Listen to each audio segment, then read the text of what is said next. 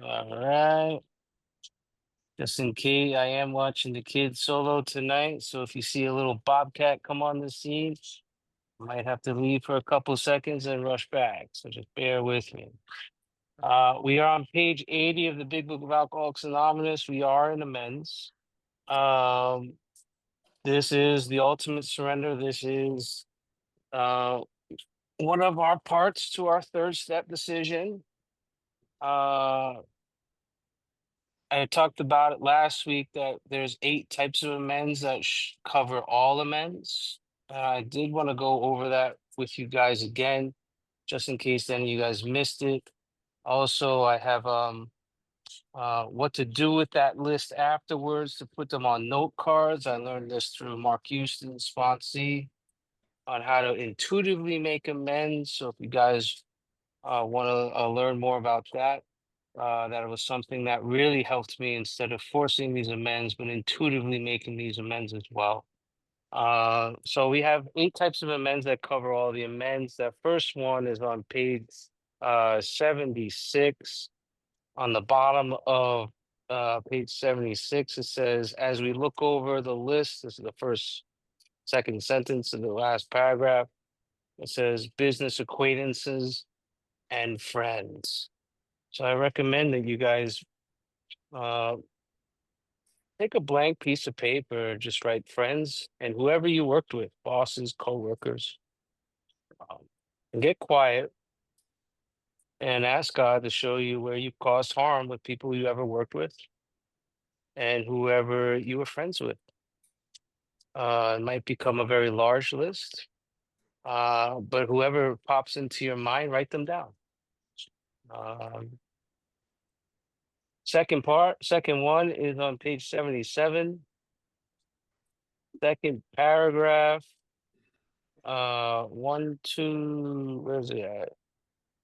1, 2, 3, 4, 5 lines down. It says the question of how to approach the man we hated. That is amends type number 2. This is our resentment list. People we've held grudges to.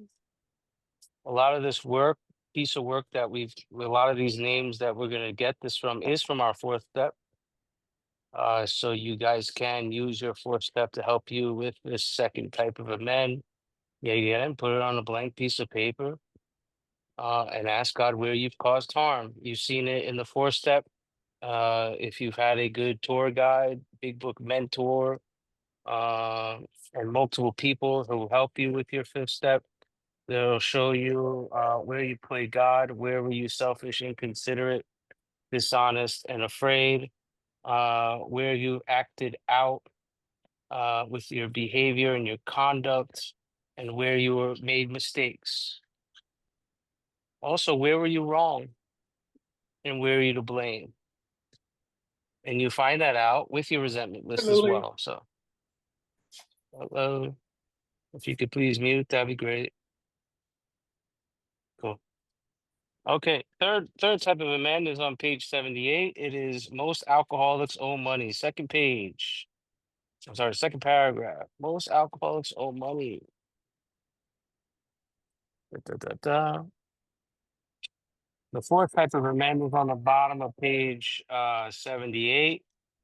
It says perhaps we've committed a criminal offense. This is any type of breaking the law.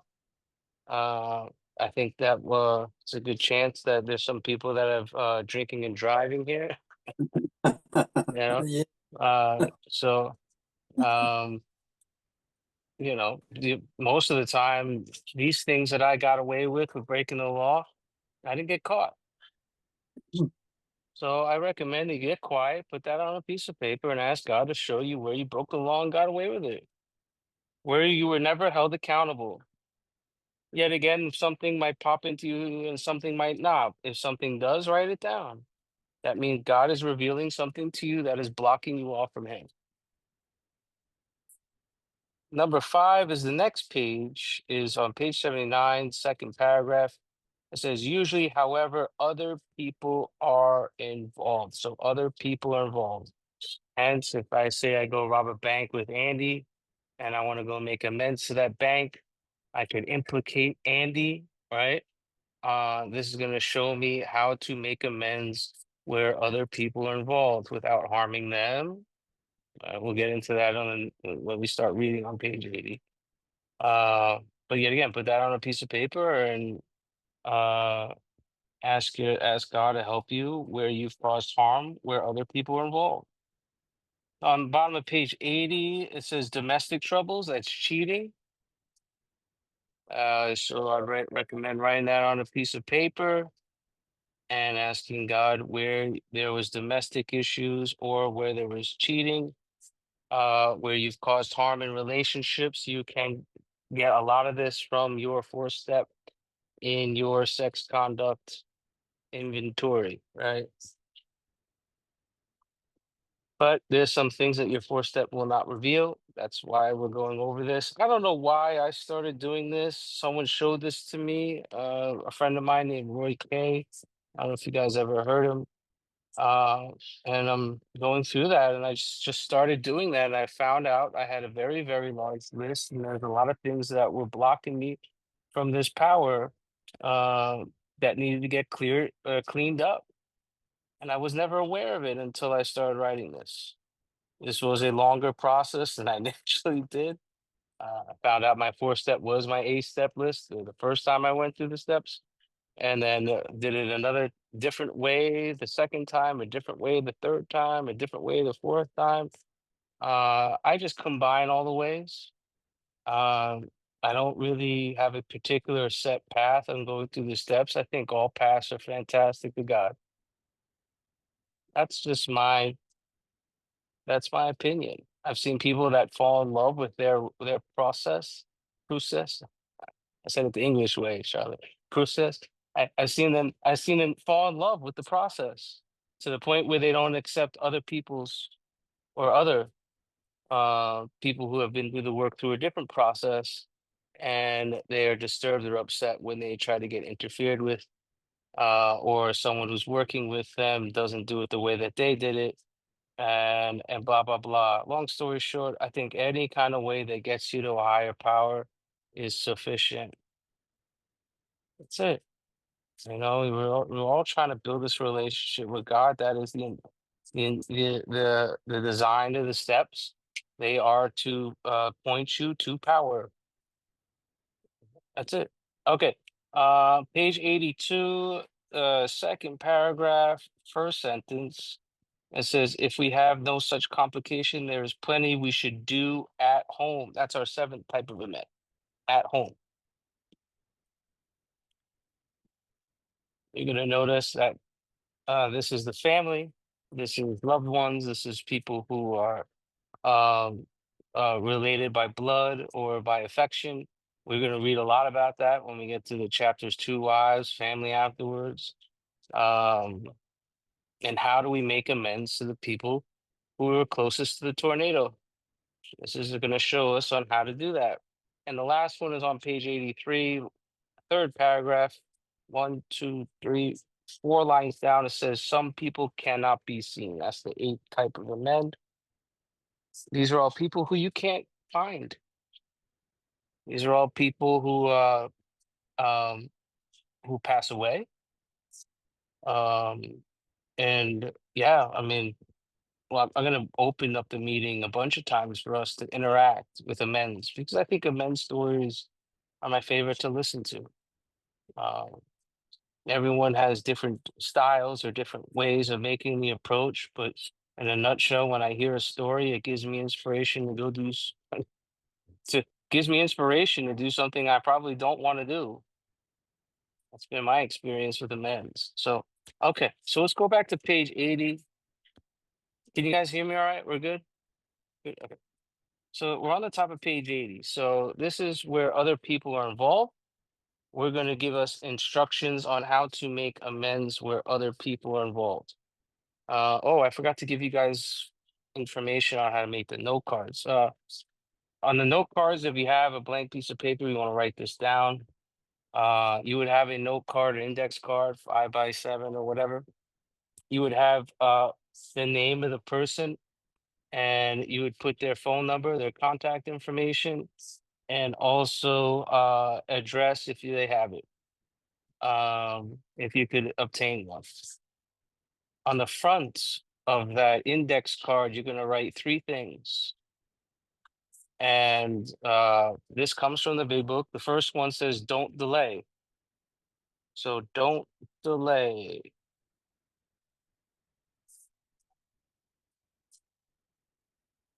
The second one is a prayer.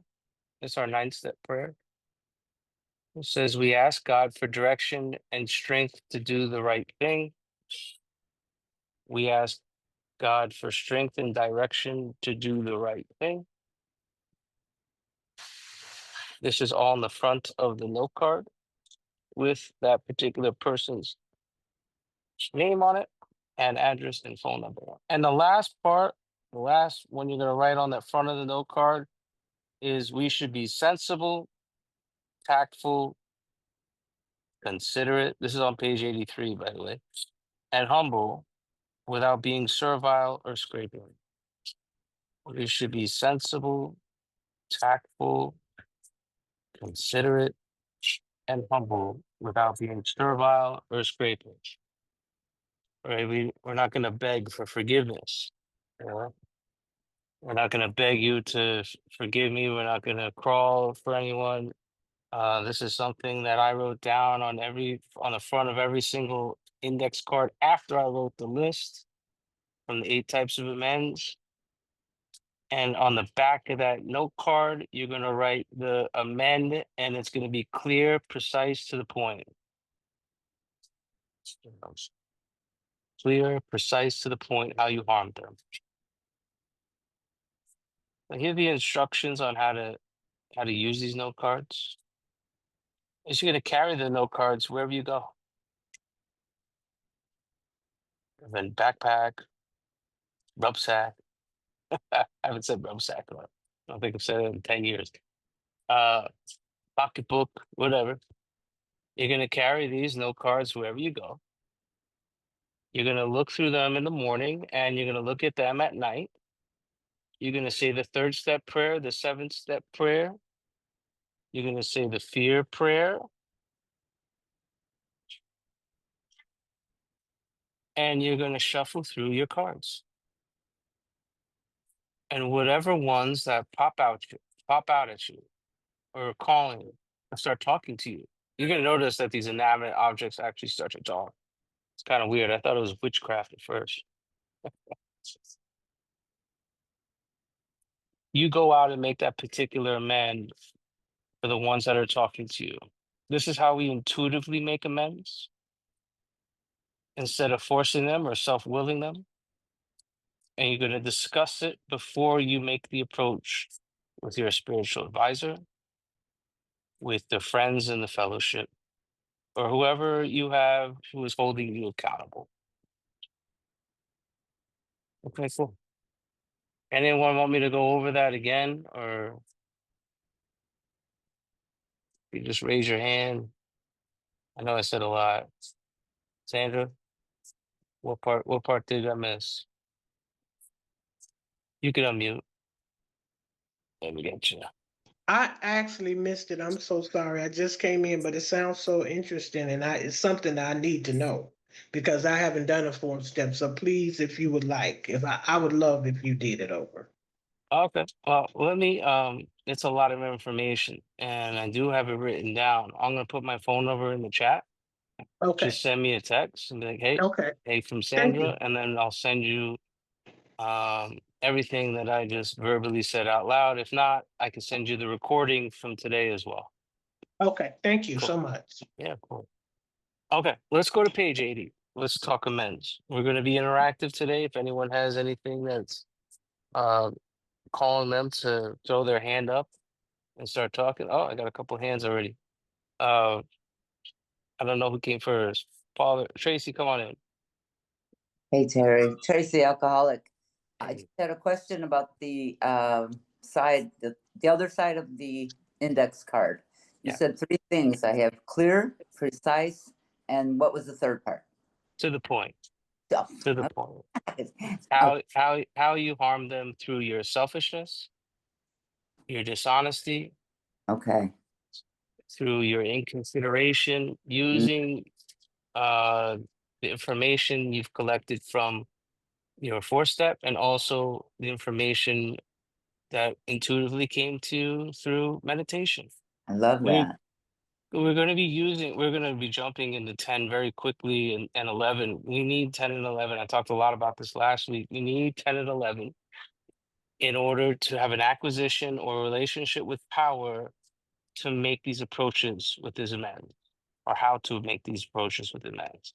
Right. And we'll get more into that. So yet again, when you start meditation in step 4, you don't need to wait until step 11 to start meditating. You start now. Right. Meditating is very clear. It's just listening, focused thinking. You could call it contemplation, whatever it is. You're getting quiet and you're listening to whatever intuition is coming from your belly or your heart. All right, Paul, I'm sorry. Come on in, buddy. Yeah, thank you, Terry. Paul Bybee, recovered alcoholic.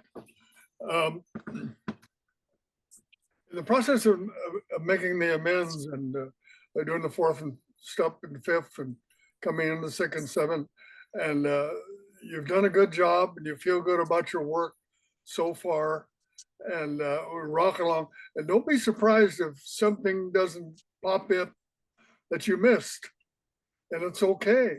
You know, we're human. We aren't IBM computers that can pick up every little thing and bring it to the front. So yeah, don't feel bad if you miss something. But when you missed it, and it comes time to maybe look at it again and do the appropriate amends. And once we've done the amends, that doesn't mean we put them in a backpack and carry them for the rest of our life. Yep. When that issue happens, you make amends for it. Be done with it, please. And I've heard over the years, and I've been sober quite a while, someone will keep bringing something up, some shitty thing they cannot turn loose of. And that's our nature. That's human nature in a lot of ways. But once we've cut that umbilical cord of that, whatever that issue is, it's gone. It's dead. And leave it alone. Don't go digging up old stuff. There's a country song about digging up bones. And I've had this conversation with a couple of people that are very close to me. I said, please don't do that. If you want to wreck your life, keep bringing up shit that your first grade teacher did, you know, get it over with. And that's about all out of me, but get it done and get it done properly and move on. This is about standing up and meeting obligations and being a good citizen. Don't wallow around in your crap from a yesterday. Thank you. Thanks, Paul. Yeah, remember what the intent of step 9 is to fit ourselves to be a maximum service to God and the people about us. If I am not cutting loose, cutting that umbilical cord, like Paul's talking about, and I'm not making these approaches, I'm going to feel so separate from you, and I'm going to feel so separate from God. I'm going to not feel apart. I'm going to feel apart from, not a part of. What's going to happen is that there's going to be tension inside, anxiety, depression, whatever you want to call it, manifestations of self, and I'll think about drinking. Or I won't even think, I'll just go drink. So I need this is very important. This is the ultimate surrender. I mean, my sponsor would say, how free do you want to be at this point when I was going through this process? You have the opportunity to go to another level here. You have an opportunity to make an approach and make every single one of your amends. And your list could grow and it shrinks, it grows and it shrinks. It becomes a way of life.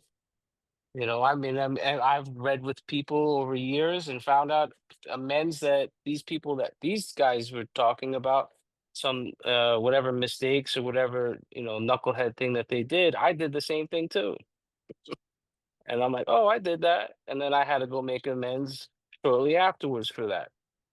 So more will be revealed to you at the time. Yet again, don't be overwhelmed if you missed anything because it will pop up sooner or later.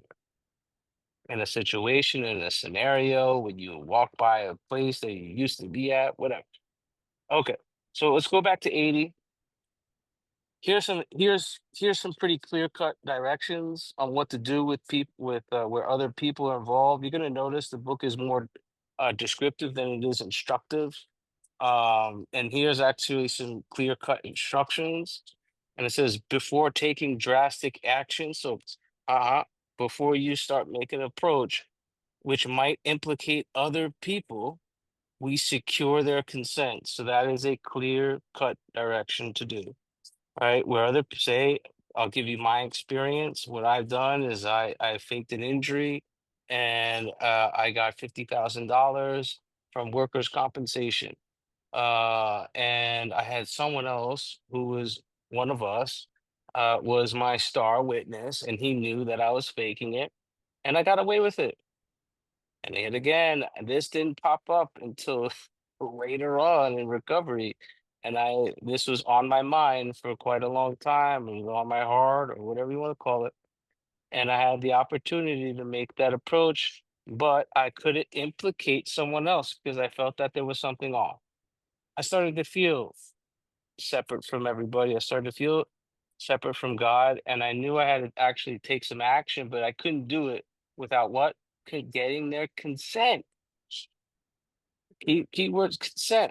I can't go to someone and throw them under the bus in order for myself to have a spiritual experience. No, no, no. It says, let me go talk to them. And I did that.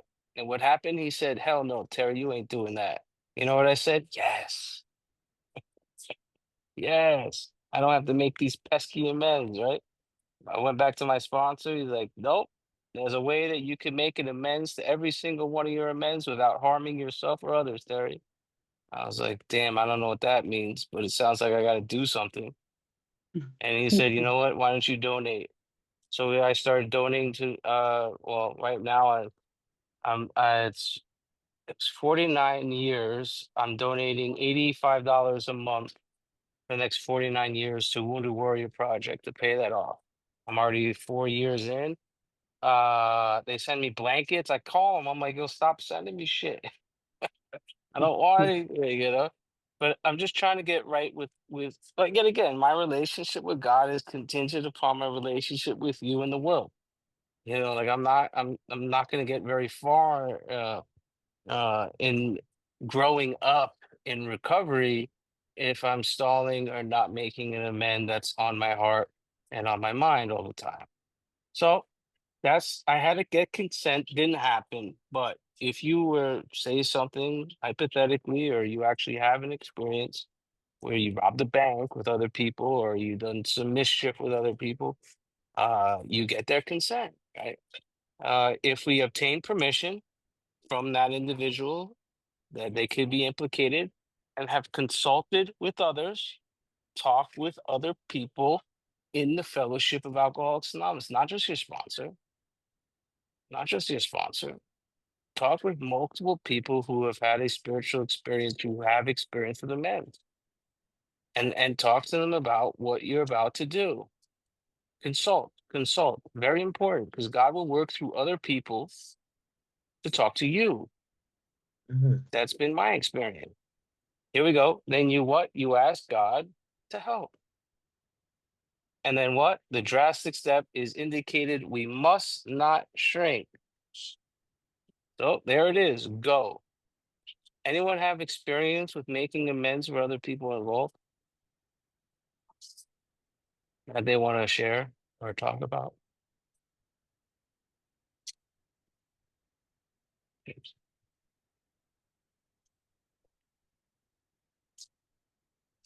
the 5-second rule. Yeah. Oh, come on, everybody. Yeah, I something just popped into my head here. I'm Paul Libby, recovered alcoholic.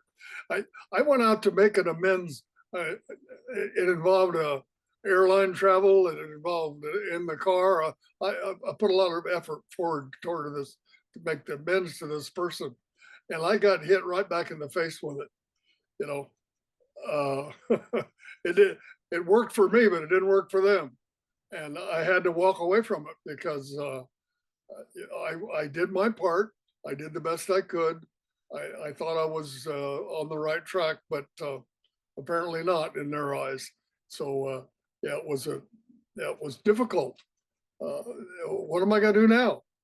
Well, I guess I've done my part, and I walked away from it, and I didn't visit it again. You know, I took her off my list, and we're done. And I don't think that'll ever happen again. That's all. Thank you. Thanks, Paul. Okay. This brings to mind a story about one of our friends. I've asked historians, archivists about this story. Anyone knows who this person is? Throw your hands up. Trey, you know who this guy is? Well, you had your hand up. Come on I, in. You got a I, story for us? yeah, I Yeah. have an amends, not one that implicates someone, but it's one from like last week with owing money that I'd like to share. Sure. Yeah, share, Um, bro. you know, what brought me into Alcoholics Anonymous was I hit a pedestrian and I put a guy in the ICU in March of 2020. And the next day I actually had to hire the attorney I was working with had to hire a private investigating team to find out if I was the one that did it. Okay, because I had drank to oblivion, and it was me because my car was all over the road. And I got kicked out of my that week. I got kicked out of my office. Okay, because I couldn't tell them I couldn't tell them what had happened. Okay. And it was all over the news. Okay. And what happened was that COVID was just beginning. Okay. And I worked with an attorney. The police came and picked up my car and, and they were going to turn me in and the whole, everything is closing down. And what happened was that my attorney worked with the prosecutors and the man that I hit ran out in front of me. Okay. And I was drunk and I ended up what happened was long story, I was out of work for 5.5 months. Okay, because they kicked me out and they couldn't fire me. And what happened was the man that I hit by the grace of God lived and he came out of the hospital and I ended up getting a misdemeanor for leaving the scene of a bodily harm accident. Okay. So they couldn't fire me at work. And the guys that I work with were stunned that I was able to come back into the industry without a felony. And and what happened was that I worked with three guys, okay, and I had done individual amends with two of them, and they pretty much let me off the hook. But when they let me back in, the day that I met with them at a Tim Hortons, I knew from praying and I knew that God was with me and I knew this was the day that I had to do the amends with all three of them. Okay. And they were armed and they were ready to go. And I prayed and I talked to my sponsor and I went and I said to them, look, here's the harms that I caused you. Okay. I was in a drunk driving accident and I missed work for 5.5 months and I got paid. Okay. I got paid and I stopped and I said, I want to stop and I want you to jump into the conversation. I want to listen. I want you to tell me, tell me what your thoughts are on this. Okay. And I had worked with one of the guys for 20 years and I thought he had read this book and I wasn't dumb enough to drink around them. Okay. And basically what happened was they were talking about a guy that was so selfish and so self-centered and so horrible to work with. Okay. Like this tornado. And they went on. And one of the first things they say, you're going to pay us. And I did pay them. And it took me almost a year to pay them back. Okay. And ultimately I said, they said, we don't want you to come back to work with us. Okay. And they gave very precise reasons why. And I listened and I said, how can I make this right? And they're like, we don't think that you can. Okay. And I said, please let me come back to work to let me set wrong the right. Please let me show you a demonstration of goodwill. I took it right out of here. I said, that I'm in a spiritual program. Okay, it's called Alcoholics Anonymous. They're like, we know that, we know that, we know that. I said, look, just please let me come in and let me show you that I can be a team player. These guys, okay, they gave me my 5-year coin about 2 months ago. Okay. And ultimately I came in and instead of, instead of that self-centered willpower, I came into work and I learned how to use that God-centered willpower and I became a team player. And I practiced step 10 and I did step 11 in the morning and step 11 at night. And I started it, I started to watch for selfishness, resentment, and fear. Fear was the big one. God, please take away the fear. Turn my attention to what you'd have me be today. And ultimately, I'm going to tell you, there was part of me at first before I did this amends. I'll just go work somewhere else. And there was a man in Alcoholics Anonymous, wasn't my sponsor, but he said, "Oh no, you're going back in there and you're going to set right the wrong and you're going to do this amends and you're going to go back in there. If they kick you out, that's one thing, but you're going back in here." It's the best piece of professional advice I've gotten in 30 years. And I'll thank you for letting me share, Terry. And I love this stuff. Yeah, you just gave me goosebumps. So I mean, like that's the shit that we're talking about here. And you can't make this stuff up. I mean, like if anyone has a similar experience, grab, and scared shitless to go back to anyone who they've ever worked with or whatever, drinking and driving might have hit somebody, all right? Or don't know what happened, you blacked out and you did this, you did that. Yo, put your numbers in the chat, everybody. Get involved with each other, talk to each other, consult with each other. All right. We don't do this alone. There's no flying solo. Like so you guys notice that, when you come in, it says, or actually no, that's my other home group. Well, my sponsor, the first time I heard him share, he killed someone drunk driving. Right. And then he spent 5 years in prison. He did the steps through the mail. It's like, how the hell do you do that? He helped me out with instructions on how to do that process, going through the steps. But he made it. These people did not want to talk to him. When he made amends to them at court, they don't want to hear what he's got to fucking say. But he did his demonstration. He did his part. All right. This person is a free person today. I'm lucky to call him one of my really good friends, someone who helped save my life. And these are the stuff that motivates me to make amends where I don't really want to make amends. So if anyone else is feeling moved to share about amends, just like Trey and just like Paul, please don't hold back. You never know who you're gonna help. You never know. Okay, let's just go back to the story. Tracy, here we go. Come on in, Tracy.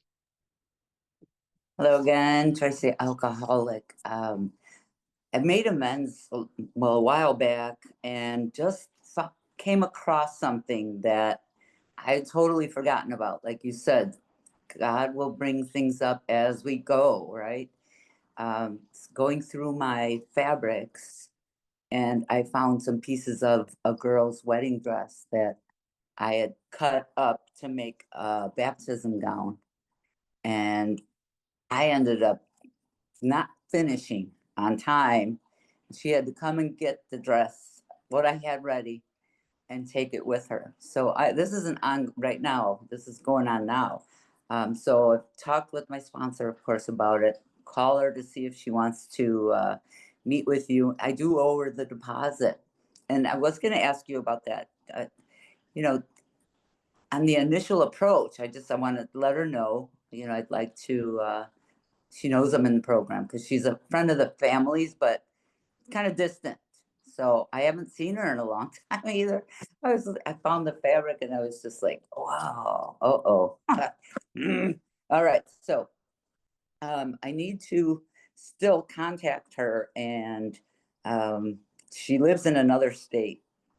So I have to make the initial approach. I know now I'm reading again, quickly, right? Just do it. Rip the Band-Aid off, right? As they say, and see if she'll speak with me. And I know I owe her the deposit at least. So do I even bring that up on the let her know, like, I realize you gave me, a deposit, or just go into it was, it was wrong of me to. Yeah, I mean, you owe her money, right? The deposit. I mean, go in there with the intention of giving her money right away. We have Venmo, we have PayPal. If she lives in another state, there's ways we could get her money by check in the mail, whatever it is, right? But now you see you have a willingness right now. That Mhm. window shuts fast, like shuts real fucking quick. That's been my experience. You just Right. go and go at it. Why That's not? when You know, I asked my sister for a phone number, and she's like, "Oh no, don't call her up, because and boy, that shit. Oh, want to say okay, but my sponsor's like, don't go by what she says. It's for you, to free yourself. period. So, all right, thanks, Terry. Yeah, of course.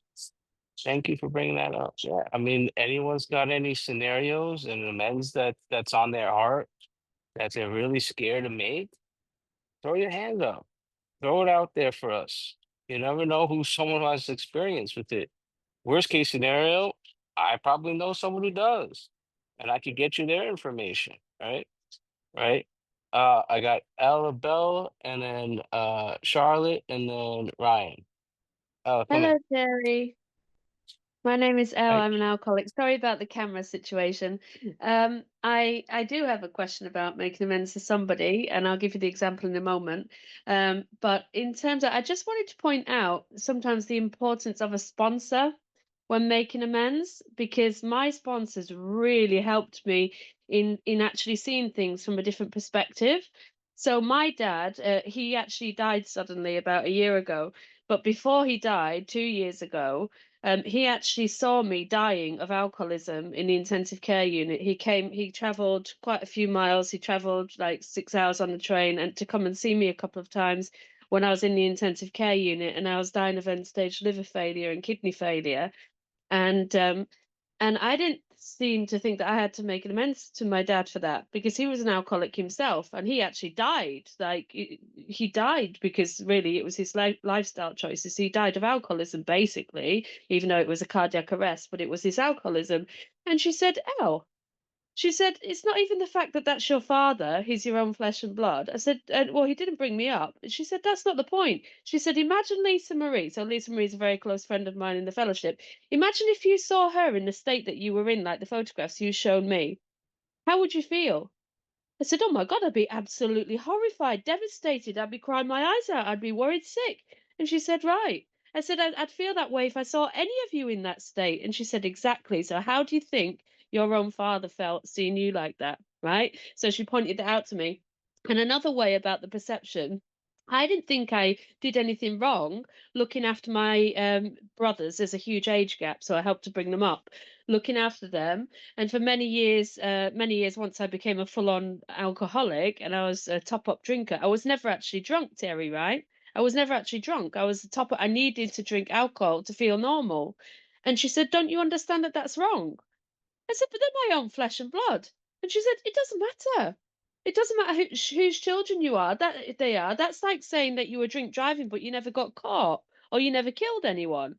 And I was like, "But how?" And she said, "You see what I mean? That is disease of your mind. That is the disease in your mind."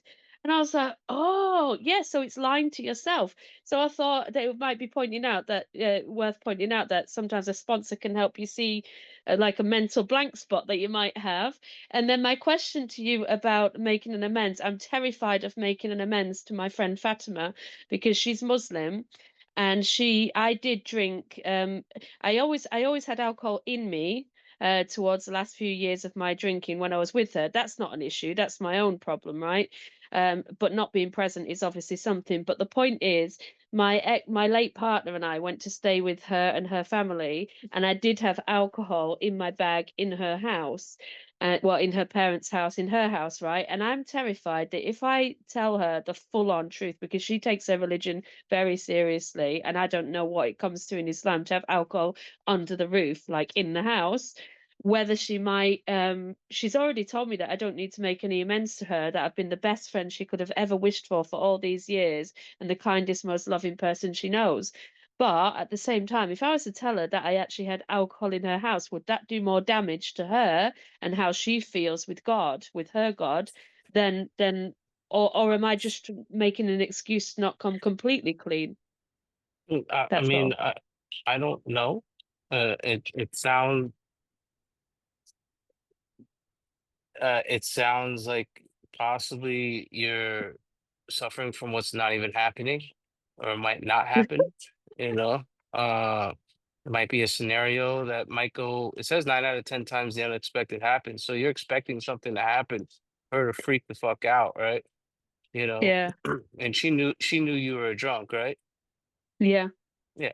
So I don't think that she'd be caught off guard that you were drinking or had a drink at her house, right? I mean, that's just if I was in that her particular shoes. But I would obviously meditate more on it, discuss with more other people about it. But it sounds like Yeah. an amend that's on your heart right now, and it sounds Yeah. like it needs to be addressed. And I can see Sandra laughing. So yeah, you're kind of right, aren't you? If she already knows I'm a full blown drunk or was a full Yeah, blown drunk, the chances are yeah, I would have had alcohol in my bag, right? yeah. Thank you so much. Yeah. She probably smelt it on you all the time. I don't think that she Yeah. would have. I mean, it's funny because we think that these scenarios or these stories are going to happen, but they never happen, or they could possibly happen, but not the way that you think that they might happen. You might think it's the end of the world, and then we don't do the amend. See, that's where the mind comes into play. We're up against a predator, we're up against a talker, we're up against someone in our mind that will convince us not to do something that makes us feel super uncomfortable. So I, Mm. it sounds like she already knows you're a drunk. Why not? You know, um, but Oh, I would discuss it more, talk to God about it, right? Hey, what do you think I should do? How should I make this approach? Do you think it's a good idea? And then discuss with multiple people and then rock and roll. thank you, Terry. That's great advice. Thank you. Yeah, of course. All right, Charlotte and Ryan. Ah, thank you. I'm Charlotte. I'm an alcoholic. Alcoholic. Yeah, just thought I'd join in, and I do actually have an amends that I just cringe about making, and I think the reason I cringe about it is that bit of ego that's still left in me. That bit, just that little bit. And that's I I was a makeup artist, and if I'm not allowed to say it's too late, I've said it.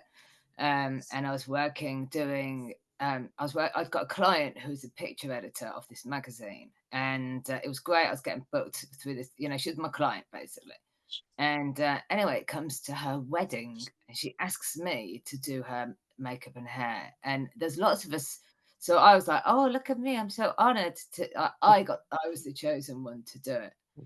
And what happened was the next day, no, the morning of it, I had to stay at my friend's house because I'd become homeless without realizing. And he went to work, and as I went to leave, I pulled the door handle off, and I generally was standing in his flat holding the door handle.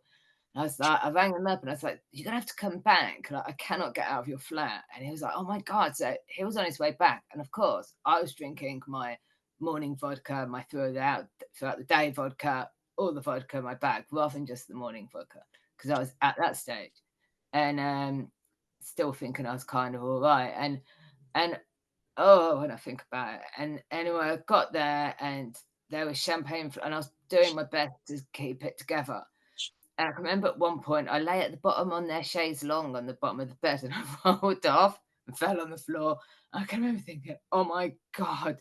And like no one looked, and no one said. People must have thought, "What's going on?" I did the makeup and hair. I thought I did it in autopilot and left cringing, and I got a phone call later that day from one of the journalists there because she was having a picture taken for all the magazines. Look at me, the picture, so her ego was massive as well. And they said her hair fell out. We had to try and pin it all back together, and like she can't believe it. She's been in tears. A woman on her wedding day who was also going in the magazines, and it's like that's her one day, and I would just. Anyway, I'm just like, so I made up so many excuses. And they were like, And to think you said you got stuck in someone's house because the door handle came off in your hand. Because I didn't realize how stupid, if you're going to make up an excuse, don't use that one. But that happened. Oh man, I haven't made an amends basically. When I'm thinking about before I said this, I thought, why haven't I made the amends? Quite frankly, it's because I was thinking to go back down into that industry. But I think I've made my mind up not to. So I think my ego was like, oh no, I can't make the amends because then I'm sorry and I might not get the client and I might not get the jobs. And then they all talk to each other. Yeah, so maybe I've just answered that for myself. I can now Yeah, make my amends. I feel, and thanks for sharing that. I think during my approaches, a lot of the people that I was coming across in terms of work, or where I've done something just embarrassing and stupid and et cetera, most of the feedback is like they notice that I'm sober. Like that's the first thing they fucking notice is that I'm actually coherent, that I'm listening to them, that I could look them in the eye, have my head up high, and I'm here, right? Um, they looked at that demonstration as something that's changed in me. And I've had more positive, receptive feedback from making amends at work or from any embarrassing situation because I'm sober now. Just because I'm actually sober. Some people don't don't shy away about talking about how not talk about it, but don't shy away. Your sobriety is a big fucking deal. Like, like we're literally a tornado. We're tragic and comical people when we're drinking, like straight up. We do some stupid ass shit. And then when people see us that we're actually sober, they're like, what the hell's happened to you? Remember, I said, even when Ebby approached Bill, right? There was something about his eyes. That's been commented to me twice when I made amends. They're like, what's up with your eyes? And I'm like, huh? I'm like, and I look like Uncle Fester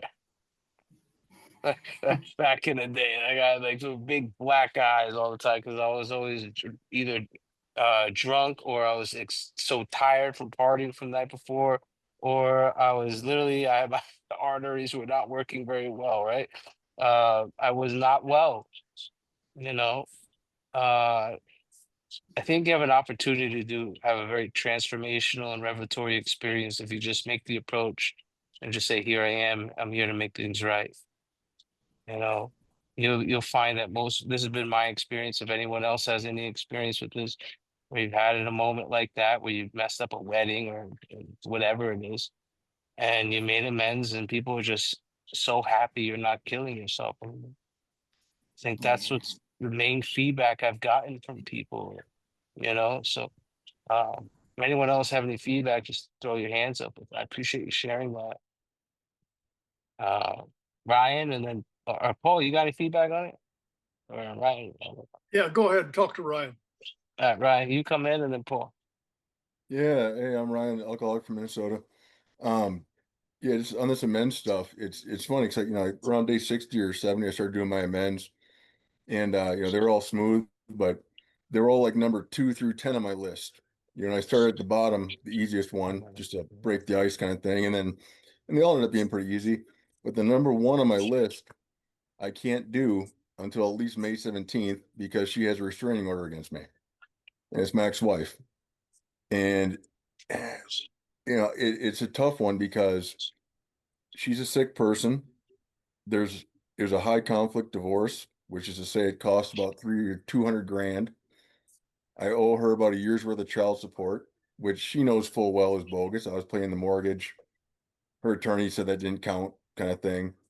But since I can't speak to her and try and make a proper amends, I've been paying an extra $100 a paycheck to pay down that back child support even faster.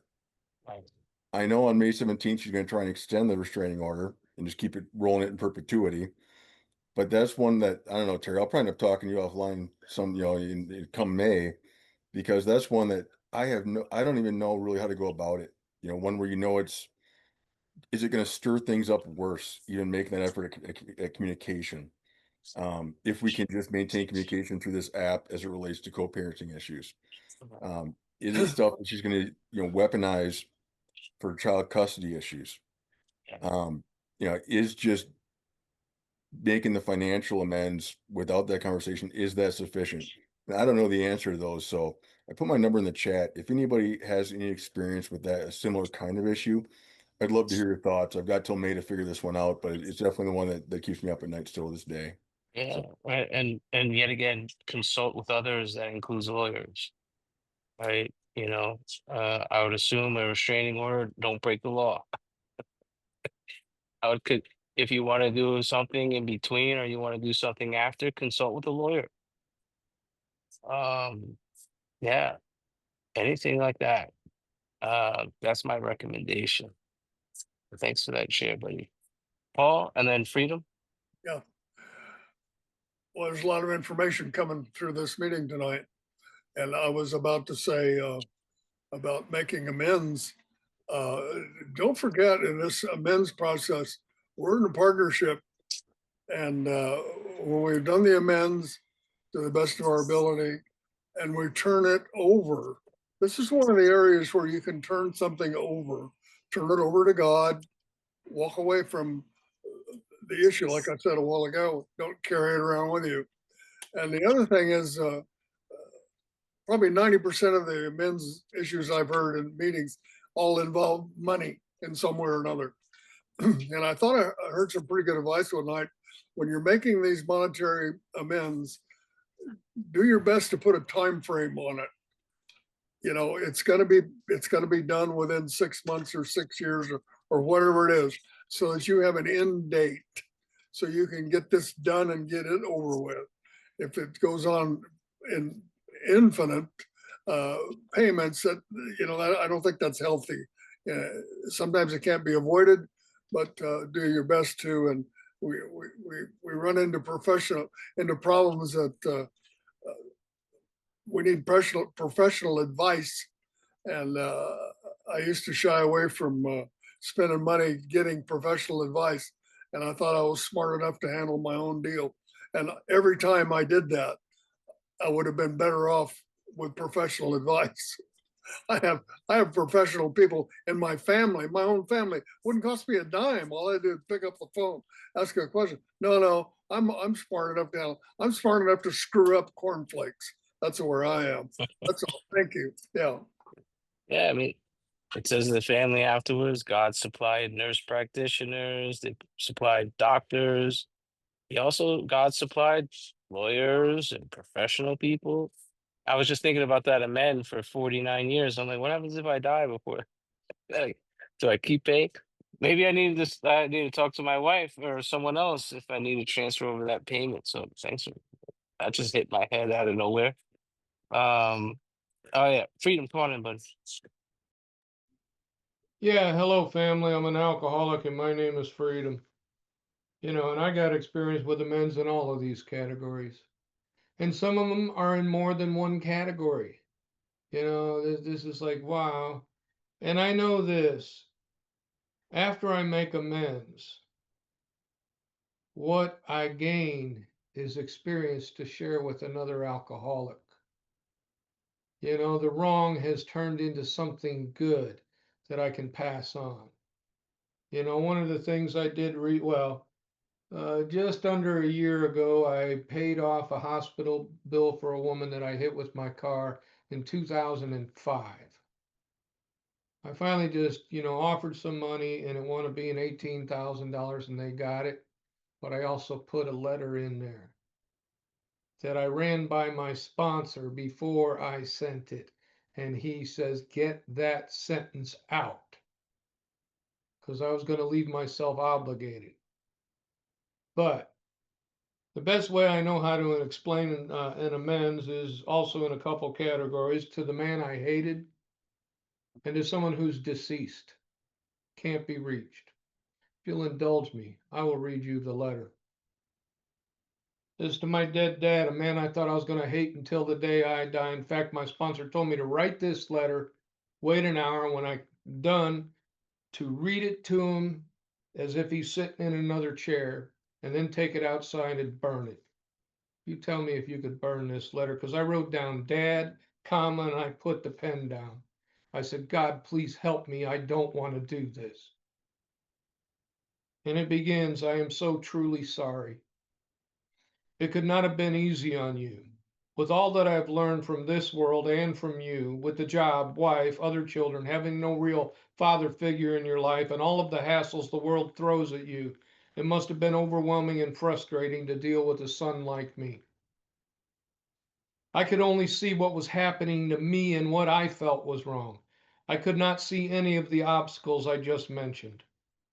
I'm certain there were more. It had to have been hard to watch me fall into the same trap that you did, oblivious that I was falling due to the disease. I'm sorry that you did not find the same solution that I did.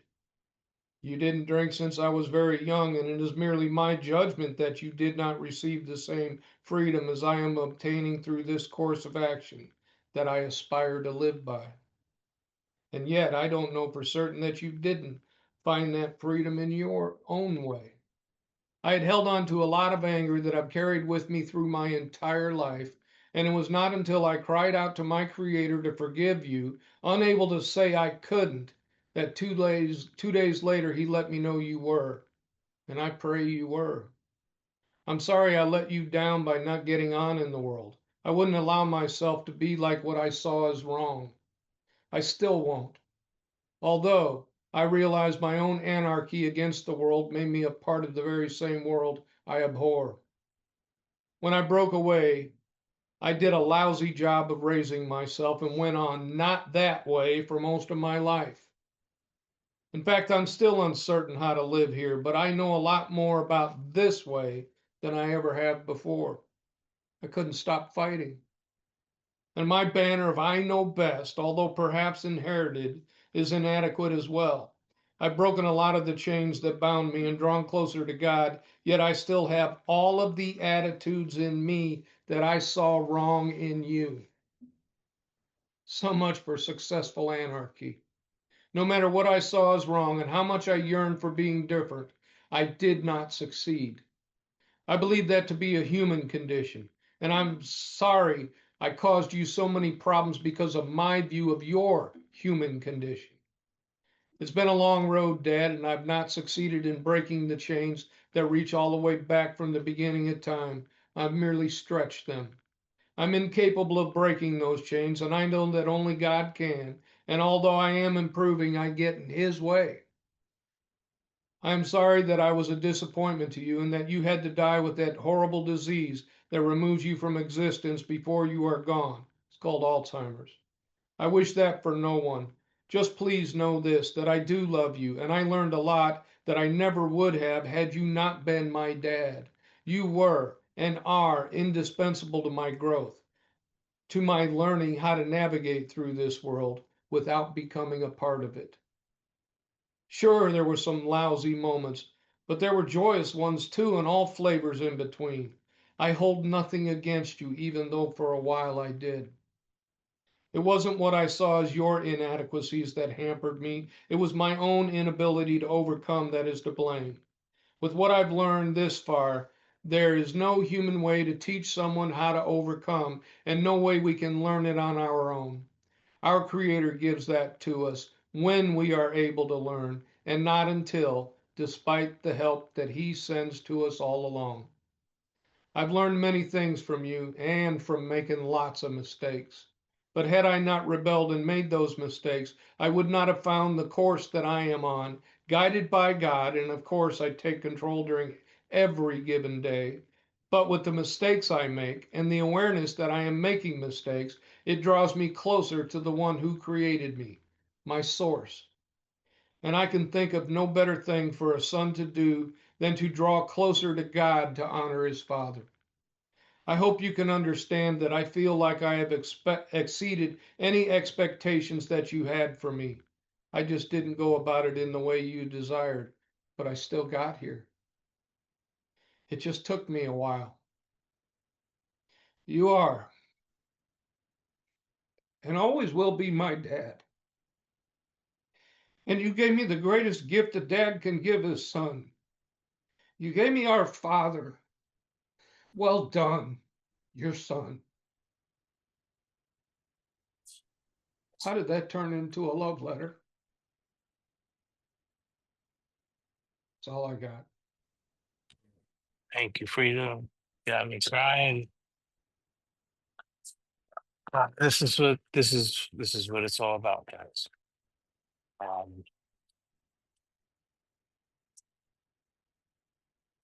I know we had a lot of people share their personal experiences to the group. This was recorded.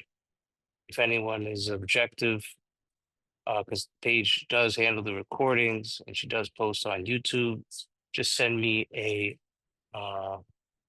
chat. Say please do not post. Please do not yeah, pass along or whatever, and I'll make sure to let Paige know. This was an incredible meeting. I was anticipating doing a big book study, and then God was like, let's share stories. So Freedom, Paul, Trey, um, Tracy, Ryan, anyone who participated, thank you. Just making me fall more in love with what we do and more fall in love with God at the same time. So thank you. So let's have a moment of silence. We'll go out with a serenity prayer.